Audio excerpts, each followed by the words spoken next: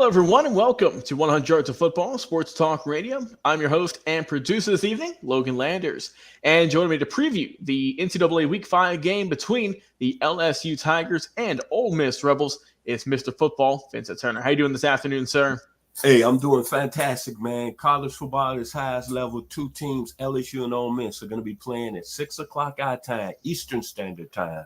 Yes, sir. Can't wait for it. It's going to be a good matchup here between two of the SEC's best and brightest offenses. But before we get into our previews, if you enjoyed the episode today, please like, comment, share, and subscribe on Facebook and on YouTube. Put up videos each and every single week. And our podcast, of course, you can check out each and every single week also on Spotify, Apple Podcast, iTunes, iHeartRadio, or wherever it is you enjoy listening to your favorite streaming platforms. We are on there once again each and every single week.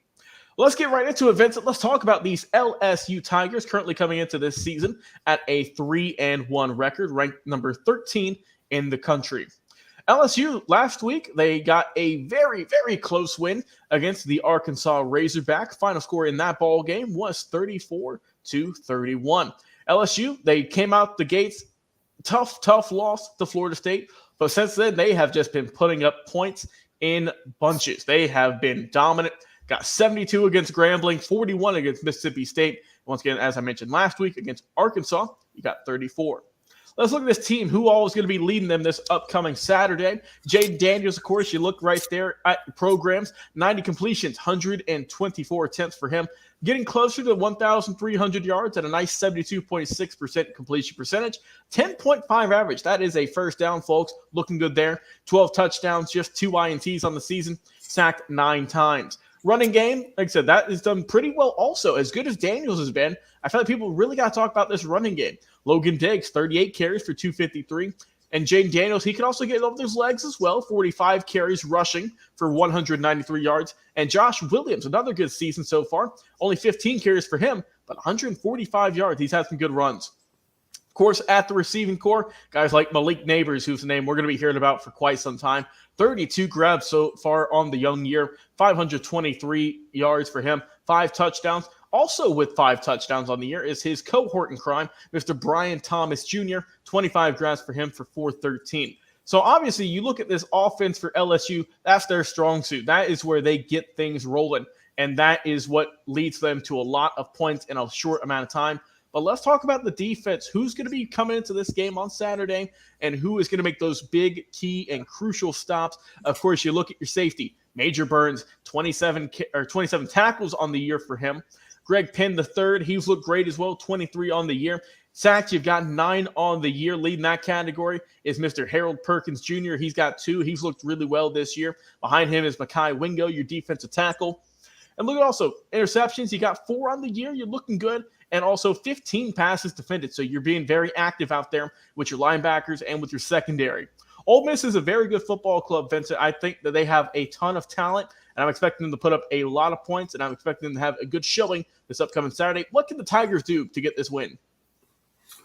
You look at last Saturday night, I got an opportunity to watch LSU play Arkansas. It was a national game on ESPN, and a lot of people that's close to me know I also have a diehard for the University of Arkansas. That was the school I attended back in the day. And the game was so great going back and forth. You saw 2 quarterbacks that made some money that night.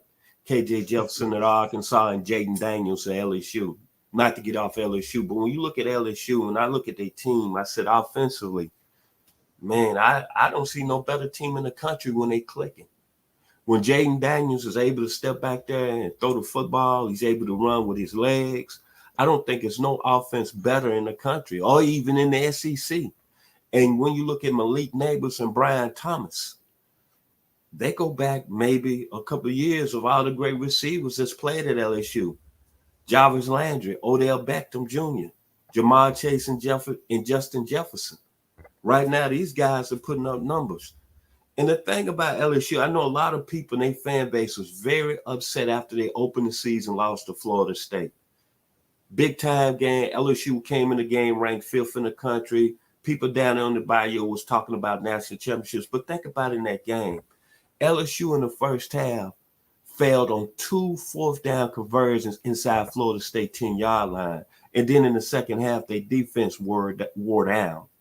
But when you look at overall this LSU football team, when they're clicking offensively, Logan, ask yourself, they can play with anybody in the country, man. Malik Neighbors is going to be a first-round NFL draft pick. Brian Thomas has made a lot of money. Big guy, 6'3", one of the fastest players on the team. And Jaden Daniels might be the fastest player on the team. But for LSU to get in that next realm, and we get to talking to them back in the national championship, I want to say conversation, it's their defense has got to step up. They got too many good players that's going to be high NFL draft picks. Harold Perkins, Mason Smith, Mikael Wingo. Them guys going to go in the first round when they come out. And for them to give up a lot of points and explosive plays as they done in the first weeks of the season, to me, that's what's keeping LSU from really being, to me, if you look at the SEC West, if LSU was playing more better defense, I would say they're the best team in the West. And then I'm going to say this.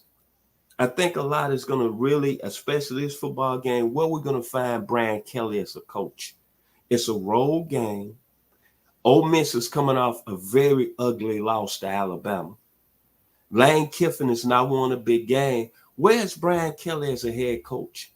Seemingly, he's got a team that can challenge and do some wonderful things at the end of the year. To me, it's very simple. LSU is going to move the ball. Offensively, they're going to put points on the board, but I want to see how well their defense is going to play against Ole Miss and Jackson Dart. Yes, sir. We'll see. We'll see. And speaking of Ole Miss, let's talk about them last week.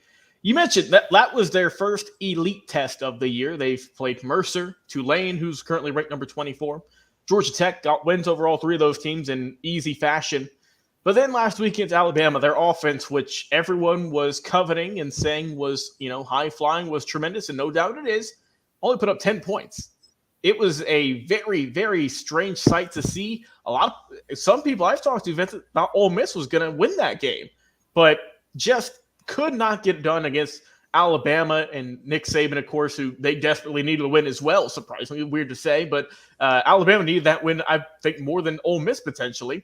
But let's look at this team here. Ole Miss, you mentioned, led by Jackson Dart, has looked really well this year. 63% completion percentage, over 1,000 yards, 7 touchdowns, 2 INTs, been sacked 10 times on the year.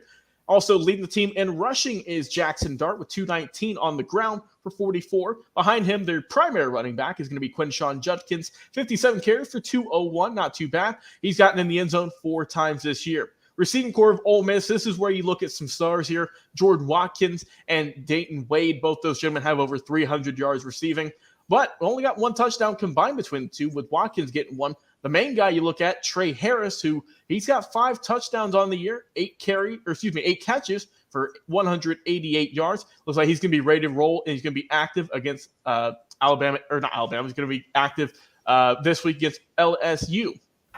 But you mentioned the defense. The defense of Ole Miss, can they step up? Can they come to play? That is the main question. They've got some good players, Vincent. They've got Suntarine Perkins, who's only a freshman, leading the team and leading all freshmen in the SEC with 3 sacks. He's done really well. 18 tackles for him. Trey Washington, he's leading your team in tackles with 25 as your safety. Ashante Sistrunk, he's got 23 right behind him. But they've got some good players on there, but still waiting for, Isaac Ukuku. He's trying to get it rolling here. Only gotten a handful of tackles for him as the defensive end. But I think with Ole Miss, obviously we know, Vincent, they are an offensive first team. I still think there are a few key players away from really kind of transcending and going into that upper elite that we've seen in the SEC. But I do like what I've seen from Ole Miss, aside from that showing last week against Alabama. I think they've got some very talented players, and I think they're going to be ready for some revenge this week against the number 13th ranked LSU Tigers. Your thoughts on the Rebels? I'm going to go back to last week's game against Alabama. You brought up a good point, Mr. Logan Landers. Very handsome guy.